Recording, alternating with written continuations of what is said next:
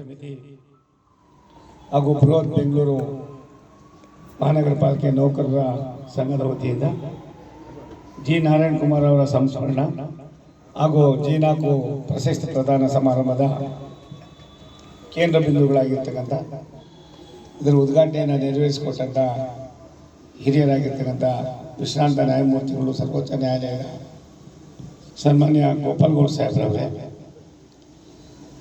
ಈ ಕಾರ್ಯಕ್ರಮದ ಅಧ್ಯಕ್ಷತೆಯನ್ನು ವಹಿಸಿರ್ತಕ್ಕಂಥ ಚಳವಳಿಯ ಅಧ್ಯಕ್ಷರು, ಕನ್ನಡ ಅಭಿವೃದ್ಧಿ ಪ್ರಾಧಿಕಾರದ ಅಧ್ಯಕ್ಷರಾಗಿರ್ತಕ್ಕಂಥ ಹಿರಿಯರಾದ ಡಾಕ್ಟರ್ ಪುರುಷೋತ್ತಮ ಬಿಳಿಮಲೆಯವರೇ, ಪ್ರಾಸ್ತಾವಿಕ ನುಡಿಯನ್ನು ನುಡಿದಂಥ ಸಹೋದರ ಗುರುದೇವ್ ನಾರಾಯಣ ಕುಮಾರ್ ಅವರೇ, ಈ ಒಂದು ಜಿ4 ಪ್ರಶಸ್ತಿಗೆ ಪುರಸ್ಕೃತರಾದ ಸನ್ಮಾನ್ಯ ಲಕ್ಷ್ಮೀಕಾಂತ್ರವರೇ, ಸಹೋದರ ರವೀಂದ್ರ ಅವರೇ,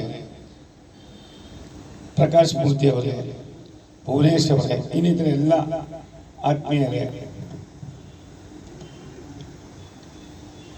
ಹಿರಿಯರಾಗಿರ್ತಕ್ಕಂಥ ಅಮೃತರಾಜರವರೇ, ವೆಂಕಟನಾರಾಯಣರವರೇ, ಪಾಯಿ ಶಂಕರ್ ಅವರೇ, ಭುವನೇಶ್ ಅವರೇ, ಪೃಥ್ವಿ ರೆಡ್ಡಿ ಅವರೇ, ಎಲ್ಲ ಆತ್ಮೀಯರೇ, ಕನ್ನಡ ಅಭಿಮಾನಿ ಬಂಧುಗಳೇ, ತಾಯಂದಿರು ಯಾರು ಒಬ್ಬರೇ ಇದ್ದಾಗ ಕಾಣಿಸ್ತಾ ಇದ್ದಾರೆ.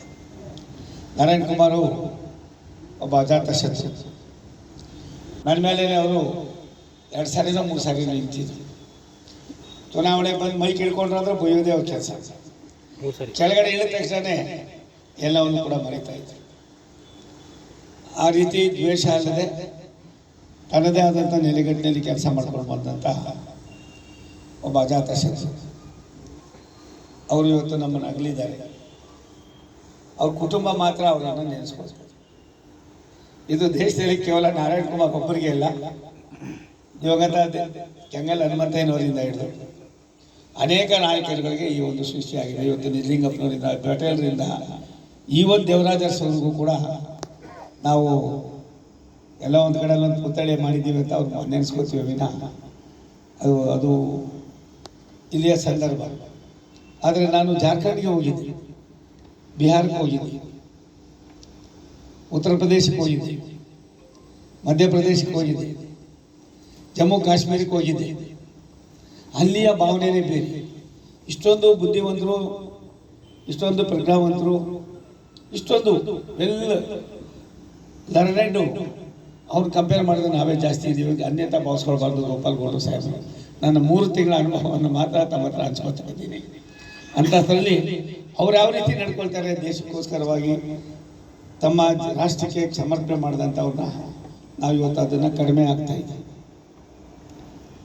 ನಾನು ದಿವಂಗತ ಕೆಂಗಲ್ ಹನುಮಂತಯ್ಯನವ್ರನ್ನ ಯಾಕೆ ಹೇಳಿದೆ ಅಂದರೆ, ಅವರು ಹಿಂದೆ ಕೇಂದ್ರದಲ್ಲಿ ರೈಲ್ವೆ ಸಚಿವರಾಗಿದ್ದಂಥ ಸಂದರ್ಭದಲ್ಲಿ ಕೆಲವು ತೀರ್ಮಾನಗಳನ್ನು ಕೊಟ್ಟಿದ್ದಾರೆ.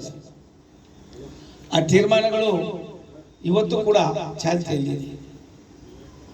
ಅಂತ ಒಬ್ಬರು ಕನ್ನಡಿಗರು ನಮ್ಮವರು ಅಂತ ಹೇಳ್ಕೊಳ್ಳುವಂಥ ಪರಿಸ್ಥಿತಿಯಲ್ಲಿ ನಾವು ಯಾರೂ ಇಲ್ಲ.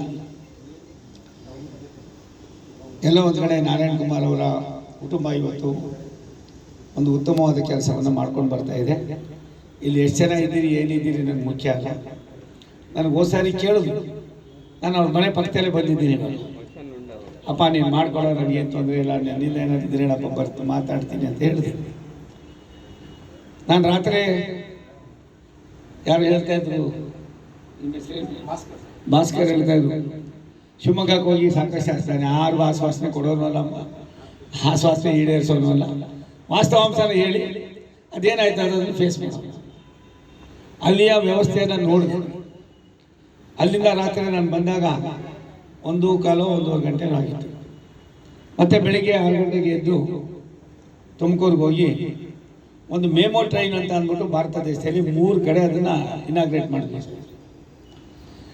ಒಂದು ಕಡೆಯಿಂದ ಇನ್ನೊಂದು ಕಡೆಗೆ ಸುಮಾರು 100 ಕಿಲೋಮೀಟರ್ ಒಳಗಡೆ ಅವನೆಲ್ಲೇ ಓಡಾಡಲಿ 10 ರೂಪಾಯಿ 20 ರೂಪಾಯಿ ಅಷ್ಟೇ.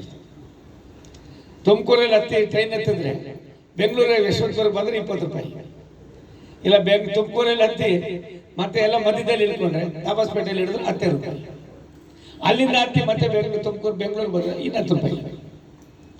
ಈ ಹೊಸ ಸಿಸ್ಟಮನ್ನು ರಾಷ್ಟ್ರದ ಪ್ರಧಾನಮಂತ್ರಿ ನರೇಂದ್ರ ಮೋದಿಯವರು ಸಾಮಾನ್ಯರಿಗೋಸ್ಕರವಾಗಿ ಮಾಡಿರ್ತಕ್ಕಂಥದ್ರಲ್ಲಿ ಒಂದನ್ನು ಏನೆಲ್ಲ ಮಾಡಿ ನಾನು ತುಮಕೂರಿಗೆ ಅಳವಡಿಸಿ ಅದನ್ನು ಬೆಳಗ್ಗೆ 8:40ಕ್ಕೆ ತುಮಕೂರು ಬಿಡ್ತಾರೆ, 9:45 10 ಗಂಟೆಗೆ ಯಶವಂತಪುರಕ್ಕೆ ಬರ್ತಾರೆ, ಮತ್ತೆ ಸಂಜೆ 5:45 ಇಲ್ಲಿ ಬಿಟ್ಟು 7 ಗಂಟೆಗೆ ತುಮಕೂರಿಗೆ ಹೋಗ್ತಾರೆ. ಇದರಿಂದ ಸಾಮಾನ್ಯರು ಕೆಲವು ಓಡಾಡ್ತಕ್ಕಂಥವರಿಗೆ, ನೌಕರರಿಗೆ, ಮತ್ತೊಬ್ಬರಿಗೆ, ಸಣ್ಣ ಪುಟ್ಟ ವ್ಯಾಪಾರ ಮಾಡೋರಿಗೆ, ತರಕಾರಿ ಮಾಡೋರಿಗೆ, ಈ ಥರ ಸಣ್ಣ ಪುಟ್ಟ ವ್ಯಾಪಾರಸ್ಥರಿಗೆ ಅದು 20 ರೂಪಾಯಿಗೂ ಕೂಡ ಇವತ್ತು ವ್ಯಾಲ್ಯೂ ಇದೆ ಅನ್ನೋದನ್ನು ನನಗೂ ಕೂಡ ಪರಿಚಯ ಮಾಡಿಕೊಟ್ಟಿದ್ದಾರೆ ಸನ್ಮಾನ್ಯ ನರೇಂದ್ರ ಮೋದಿಯವರು. ನಾನಿವತ್ತು ಅದು ಉದ್ಘಾಟನೆ ಮಾಡಿದಾಗ ನಮ್ಮ ಆಫೀಸರ್ ಕೇಳಿದೆ, ಎಷ್ಟು ಬೋಗಿ ಇದೆ ಅಂತ. 8 ಬೋಗಿ ಇದೆ ಅಂತ. ಇನ್ನೊಂದು 8 ಬೋಗಿ ಸೇರಿಸ್ಬೇಕಾಗ್ತದೆ ತಕ್ಷಣಕ್ಕೆ ಅಂತ ಹೇಳಿದೆ. ಯಾಕೆ ಕೈ ಕ್ಯಾ ಹೋಗ सब नहीं गरीबा किधर है आपको बात करता रहता है, अभी गरीबा कहाँ है आपको बताता है, देखिए ಅಂತ ಹೇಳಿದೆ. 1 ಗಂಟೆ ಒಳಗಡೆ 8 ಬೋಗಿನೂ ಫುಲ್ ಆಗುತ್ತೆ. ಜನರಿಗೆ ಎಲ್ಲೋ ಒಂದು ಕಡೆ ಜೀವನ ಮಾಡಬೇಕಾದಾಗ ಸ್ವಾಭಿಮಾನದಲ್ಲಿ ಕೆಲವನ್ನ ನಾವು ಅರ್ಥ ಮಾಡಿಕೊಂಡು ಅದರಂತೆ ನಡ್ಕೋಬೇಕಾಗ್ತದೆ. ಆದ್ದರಿಂದ ಅದನ್ನು ಮುಗಿಸಿ ಬೇರೆ ಬೇರೆ ಕಾರ್ಯಕ್ರಮ ಮುಗಿಸಿ ಬಂದು ಬೆಂಗಳೂರು ಬಂದಿದ್ದೆ ಲೇಟ್ ಆಯಿತು. ಮತ್ತು ನಾನು ನಾಳೆ ದೆಹಲಿಗೆ ಹೋಗಬೇಕಾಗಿದೆ. ಒಂದು ಸತ್ಯ, ಕನ್ನಡ ಚಳವಳಿ 3 ಜನ ದಿಗ್ಗಜ, ಒಬ್ಬರು ವಟಾಳ್ ನಾಗರಾಜು, ಒಬ್ಬರು ನಾರಾಯಣ್ ಕುಮಾರು, ಮತ್ತೊಬ್ಬರು ಪ್ರಭಾಕರ್. ಅವತ್ತಿನ ಕಾಲದಲ್ಲಿ ನಮಗೆ ಕಸಿವಿಸಿ ಆದರೂ ಕೂಡ ಅದರ ಅವಶ್ಯಕತೆ ಇತ್ತು. ಇವತ್ತು ಅದೆಲ್ಲವೂ ಕೂಡ ಮರೆಯಾಗ್ತಾ ಇದೆ.